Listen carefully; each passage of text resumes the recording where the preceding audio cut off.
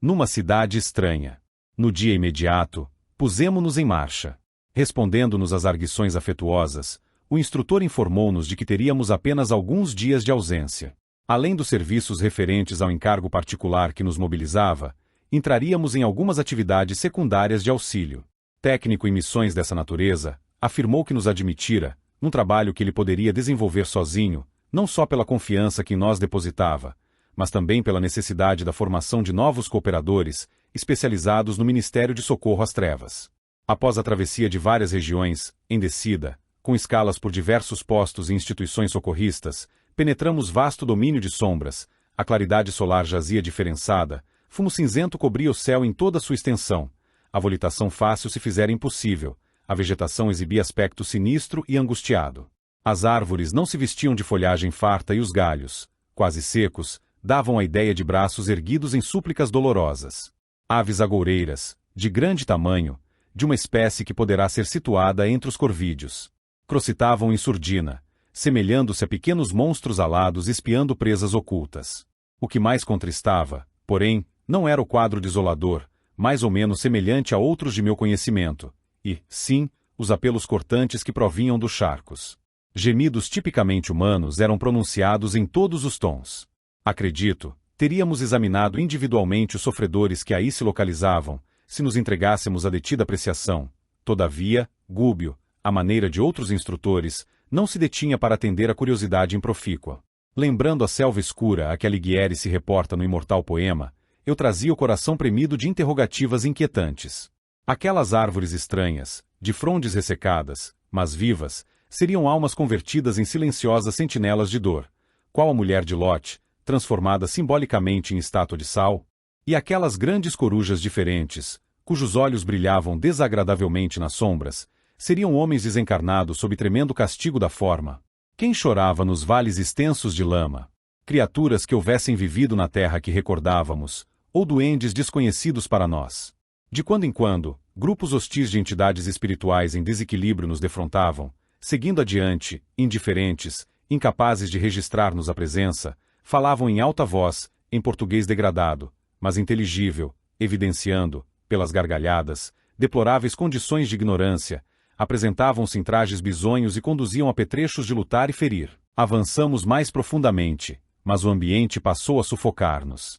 Repousamos, de algum modo, vencidos de fadiga singular, e Gúbio, depois de alguns momentos, nos esclareceu. Nossas organizações perispiríticas, a maneira de escafandro estruturado em material absorvente, por ato deliberado de nossa vontade, não devem reagir contra as baixas vibrações deste plano.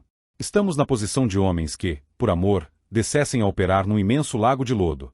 Para socorrer eficientemente os que se adaptaram a ele, são compelidos a cobrir-se com as substâncias do charco, sofrendo-lhes, com paciência e coragem, a influenciação deprimente, atravessamos importantes limites vibratórios e cabe-nos entregar a forma exterior ao meio que nos recebe, a fim de sermos realmente úteis aos que nos propomos auxiliar. Fim da nossa transformação transitória, seremos vistos por qualquer dos habitantes desta região menos feliz. A oração, de agora em diante, deve ser nosso único fio de comunicação com o alto, até que eu possa verificar, quando na crosta, qual o minuto mais adequado de nosso retorno aos dons luminescentes. Não estamos em cavernas infernais, mas atingimos grande império de inteligências perversas e atrasadas, anexo aos círculos da crosta, onde os homens terrestres lhe sofrem permanente influenciação. Chegou para nós o momento de pequeno testemunho, muita capacidade de renúncia é indispensável, a fim de alcançarmos nossos fins. Podemos perder por falta de paciência ou por escassez de vocação para o sacrifício. Para a malta de irmãos retardados que nos envolverá, seremos simples desencarnados, ignorantes do próprio destino. Passamos a inalar as substâncias espessas que pairavam em derredor, como se o ar fosse constituído de fluidos viscosos. Eloy estirou-se, ofegante, e não obstante experimentar, por minha vez, asfixiante opressão, busquei padronizar atitudes pela conduta do instrutor, que tolerava metamorfose, silencioso e palidíssimo. Reparei, confundido, que a voluntária integração com os elementos inferiores do plano nos desfigurava enormemente. Pouco a pouco, sentimos-nos pesados e tive a ideia de que fora, de improviso, religado, de novo, ao corpo de carne, porque, embora me sentisse dono da própria individualidade, me via revestido de matéria densa, como se fosse obrigado a envergar inesperada armadura. Decorridos longos minutos, o orientador apelou, diligente. Prossigamos, doravante, seremos auxiliares anônimos. Não nos convém, por enquanto, a identificação pessoal. Mas, não será isto mentir? Clamou Eloy, quase refeito. Gúbio dividiu conosco um olhar de benevolência e explicou, bondoso, não te recordas do texto evangélico que recomenda não saiba a mão esquerda o que dá à direita? Este é o momento de ajudarmos sem alarde. O Senhor não é mentiroso quando nos estende invisíveis recursos de salvação. Sem que lhe vejamos a presença, nesta cidade sombria, trabalham inúmeros companheiros do bem nas condições em que nos achamos. Se erguermos bandeira provocante, nestes campos, nos quais 95% das inteligências se encontram devotadas ao mal e à desarmonia, nosso programa será estraçalhado em alguns instantes. Centenas de milhares de criaturas aqui padecem amargos choques de retorno à realidade, sob a vigilância de tribos cruéis, formada de espíritos egoístas, invejosos e brutalizados para a sensibilidade medianamente desenvolvida. O sofrimento aqui é inapreciável, e há governo estabelecido num reino estranho e sinistro quanto este. Indaguei. Como não? Respondeu Gúbio, atenciosamente. Qual ocorre na esfera carnal? A direção, neste domínio, é concedida pelos poderes superiores, a título precário. Na atualidade, este grande empório de padecimentos regenerativos permanece dirigido por um sátrapa de inqualificável impiedade, que aliciou para si próprio o pomposo título de grande juiz, assistido por assessores políticos e religiosos tão frios e perversos quanto ele mesmo. Grande aristocracia de gênios implacáveis aqui se alinha, senhoreando milhares de mentes preguiçosas, delinquentes e enfermiças. E por que permite Deus semelhante absurdo? Dessa vez, era o meu colega que perguntava, de novo, semi-apavorado. Agora, ante os compromissos que assumíramos, longe de perturbar-se, Gúbio replicou, pelas mesmas razões educativas através das quais não aniquila uma nação humana quando, desvairada pela sede de dominação, desencadeia guerras cruentas e destruidoras, mas a entrega à expiação dos próprios crimes e ao infortúnio de si mesma, para que aprenda a integrar-se na ordem eterna que preside a vida universal. De período a período, contado cada um por vários séculos, a matéria utilizada por semelhantes inteligências é revolvida e reestruturada, qual acontece nos círculos terrenos. Mas se o Senhor visita os homens pelos homens que se santificam, corrige igualmente as criaturas por intermédio das criaturas que se endurecem ou bestializam, significa então que os gênios malditos, os demônios de todos os tempos, exclamei, reticencioso. Somos nós mesmos, completou o instrutor, paciente, quando nos desviamos, impenitentes, da lei. Já perambulamos por estes sítios sombrios e inquietantes, mas os choques biológicos do renascimento e da desencarnação, mais ou menos recentes, não te permitem, nem a Eloy, o desabrocho de reminiscências completas do passado. Comigo, porém, a situação é diversa.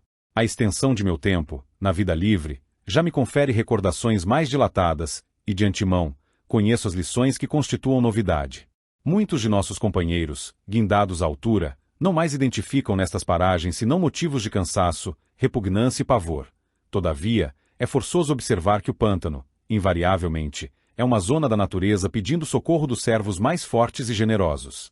Música exótica fazia-se ouvir não distante e Gúbio rogou-nos prudência e humildade em favor do êxito no trabalho a desdobrar-se. Reerguemo-nos e avançamos. Fizera-se-nos tardio passo e nossa movimentação difícil. Em voz baixa, o orientador reiterou a recomendação. Em qualquer constrangimento íntimo, não nos esqueçamos da prece. É, de hora em diante, o único recurso de que dispomos a fim de mobilizar nossas reservas mentais superiores, em nossas necessidades de reabastecimento psíquico. Qualquer precipitação pode arrojar-nos a estados primitivistas, lançando-nos em nível inferior, análogo ao dos espíritos infelizes que desejamos auxiliar. Tenhamos calma e energia, doçura e resistência, de ânimo voltado para o Cristo. Lembremo-nos de que aceitamos o encargo desta hora, não para justiçar e sim para educar e servir. Adiantamo-nos, caminho afora, como se fazia possível. Em minutos breves, penetramos vastíssima aglomeração de vielas, reunindo casario decadente e sórdido. Rostos horrendos contemplavam-nos furtivamente, a princípio, mas, à medida que varávamos o terreno, éramos observados, com atitude agressiva, por transeuntes de miserável aspecto. Alguns quilômetros de via pública, repletos de quadros deploráveis, desfilaram a nossos olhos. Mutilados a centenas, aleijados de todos os matizes, entidades visceralmente desequilibradas, ofereciam-nos paisagens de arrepiar. Impressionado com a multidão de criaturas deformadas, que se enfileiravam sob nosso raio visual, perfeitamente arrebanhadas ali em experiência coletiva, enderecei algumas interrogações ao instrutor, em tom discreto. Por que tão extensa comunidade de sofredores? Que causas impunham tão flagrante decadência da forma? Paciente, o orientador não se fez demorado na resposta. Milhões de pessoas, informou, calmo, depois da morte, encontram perigosos inimigos no medo e na vergonha de si mesmas. Nada se perde, André, no círculo de nossas ações, palavras e pensamentos. O registro de nossa vida opera-se em duas fases distintas, perseverando no exterior, através dos efeitos de nossa atuação em criaturas, situações e coisas, e persistindo em nós mesmos, nos arquivos da própria consciência, que recolhe matematicamente todos os resultados de nosso esforço, no bem ou no mal, ao interior dela própria, o espírito, em qualquer parte, move-se no centro das criações que desenvolveu. Defeitos escuros e qualidades louváveis envolvem-no, onde se encontre. A criatura na terra, por onde peregrinamos, ouve argumentos alusivos ao céu e ao inferno e acredita vagamente na vida espiritual que a espera, além túmulo. Mais cedo que possa imaginar, perde o veículo de carne e compreende que não se pode ocultar por mais tempo, desfeita a máscara do corpo sob a qual se escondia a maneira da tartaruga dentro da carapaça. Sente-se tal qual é e receia a presença dos filhos da luz, cujos dons de penetração lhe identificariam, de pronto, as mazelas indesejáveis. O perispírito, para a mente, é uma cápsula mais delicada, mais suscetível de refletir-lhe a glória ou a viciação, em virtude dos tecidos rarefeitos de que se constitui. Em razão disso, as almas decaídas, no impulso de revolta contra os deveres que nos competem a cada um, nos serviços de sublimação, aliam-se umas às outras através de organizações em que exteriorizam, tanto quanto possível, os lamentáveis pendores que lhes são peculiares, não obstante ferretuadas pelo aguilhão das inteligências vigorosas e cruéis. Mas, interferi, não há recursos de soerguer semelhantes comunidades. A mesma lei de esforço próprio funciona igualmente aqui. Não faltam apelos santificantes de cima. Contudo, com a ausência da íntima adesão dos interessados ao ideal da melhoria própria, é impraticável qualquer iniciativa legítima, em matéria de reajustamento geral. Sem que o espírito, senhor da razão e dos valores eternos que lhe são consequentes, delibere mobilizar o patrimônio que lhe é próprio, no sentido de elevar o seu campo vibratório, não é justo seja arrebatado, por imposição, a regiões superiores que ele mesmo, por enquanto, não sabe desejar. E até que resolva atirar-se ao empreendimento da própria ascensão, vai sendo aproveitado pelas leis universais no que possa ser útil à obra divina. A minhoca, enquanto é minhoca, é compelida a trabalhar o solo. O peixe, enquanto é peixe, não viverá fora d'água, sorrindo, ante a própria argumentação, concluiu bem-humorado. É natural, pois, que o homem, dono de vastas teorias de virtude salvadora, enquanto se demora no comboio da inferioridade seja empregado em atividades inferiores, a lei estima infinitamente a lógica.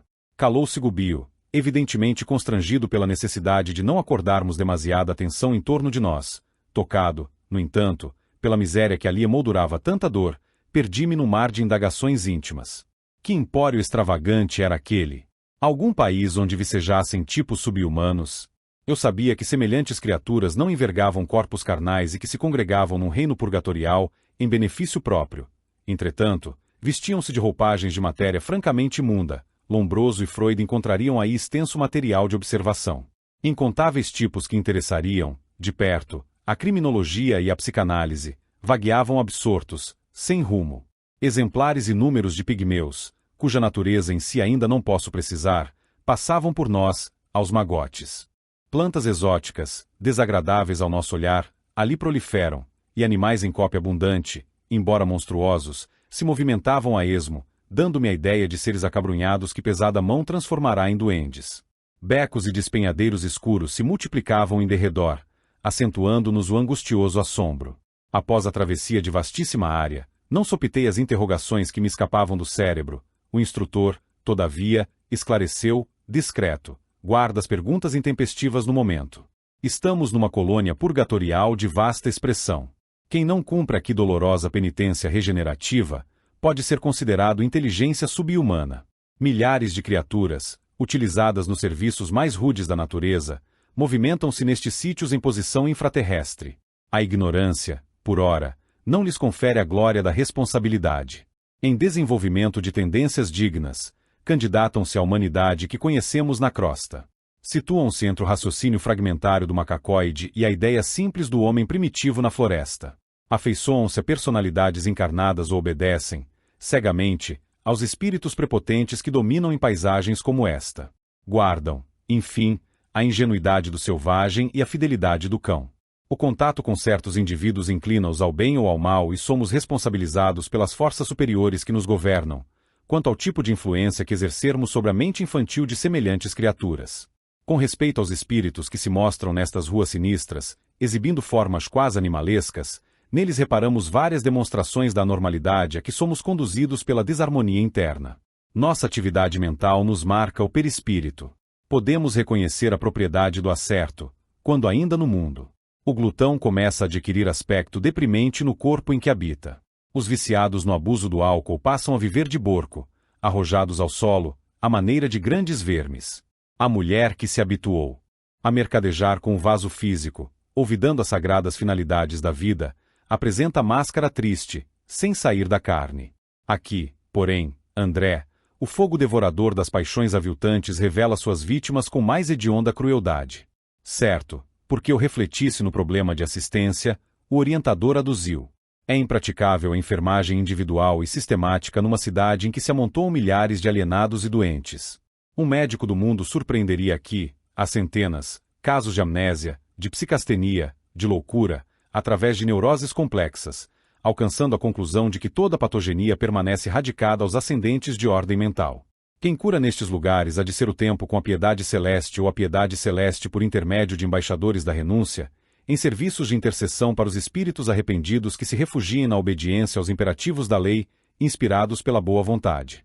Alguns transeuntes repulsivos ombrearam conosco e Gúbio considerou prudente silenciar. Notei a existência de algumas organizações de serviços que nos pareceriam, na esfera carnal, ingênuas e infantis, reconhecendo que a ociosidade era, ali, a nota dominante. E por que não visse crianças, exceção feita das raças de anões, cuja existência percebia sem distinguir os pais dos filhos? Arrisquei, de novo, uma indagação, em voz baixa. Respondeu o instrutor, atencioso. Para os homens da terra, propriamente considerados, este plano é quase infernal. Se a compaixão humana separa as crianças dos criminosos definidos, que dizer do carinho com que a compaixão celestial vela pelos infantes? E por que, em geral, tanta ociosidade neste plano? Indaguei ainda. Quase todas as almas humanas, situadas nestas furnas, sugam as energias dos encarnados e lhes vampirizam a vida, qual se fossem lampreias insaciáveis no oceano do oxigênio terrestre. Suspiram pelo retorno ao corpo físico, de vez que não aperfeiçoaram a mente para a ascensão e perseguem as emoções do campo. Carnal com o desvario dos sedentos no deserto. Quais fetos adiantado absorvendo as energias do seio materno, consomem altas reservas de força dos seres encarnados que as acalenta, desprevenidos de conhecimento superior. Daí, esse desespero com que defendem no mundo os poderes da inércia e essa aversão com que interpretam qualquer progresso espiritual ou qualquer avanço do homem na montanha de santificação. No fundo, as bases econômicas de toda essa gente residem, ainda, na esfera dos homens comuns e, por isto, preservam, apaixonadamente, o sistema de furto psíquico, dentro do qual se sustentam, junto às comunidades da terra. A essa altura, defrontamos acidentes no solo, que o instrutor nos levou a atravessar, subimos, dificilmente, a rua íngreme, em pequeno planalto, que se nos descortinou aos olhos espantadiços, a paisagem alterou-se, palácios estranhos surgiam imponentes, revestidos de claridade abraseada, semelhante à auréola do aço incandescente. Praças bem cuidadas, cheias de povo, ostentavam carros soberbos, puxados por escravos e animais. O aspecto devia, a nosso ver, identificar-se com das grandes cidades do Oriente de 200 anos atrás.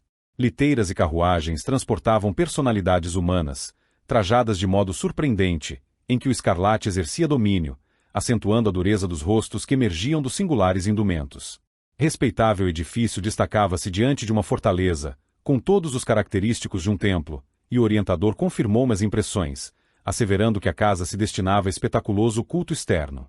Enquanto nos movimentávamos, admirando o suntuoso casario em contraste chocante com o vasto reino de miséria que atravessáramos, alguém nos interpelou, descortês. Que fazem?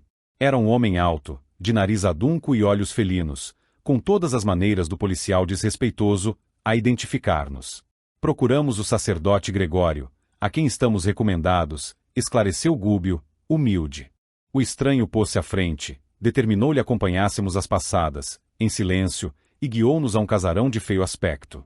É aqui, disse em tom seco e, após apresentar-nos a um homem maduro, envolvido em longa e complicada túnica, retirou-se. Gregório não nos recebeu hospitaleiramente. Fitou em Gúbio os olhos desconfiados de fera surpreendida e interrogou: vieram da crosta, há muito tempo? Sim, respondeu nosso instrutor, e temos necessidade de auxílio. Já foram examinados? Não. E quem os enviou? Inquiriu o sacerdote, sob visível perturbação. Certa mensageira de nome Matilde. O anfitrião estremeceu, mas observou, implacável: não sei quem seja. Todavia, podem entrar. Tenho serviços nos mistérios e não posso ouvi-los agora. Amanhã, porém, ao anoitecer, serão levados aos setores de seleção, antes de admitidos ao meu serviço, nem mais uma palavra, entregues a um servidor de fisionomia desagradável, demandamos porão escuro, e confesso que acompanhei Gúbio e Elói, de alma conturbada por receio absorvente e indefinível.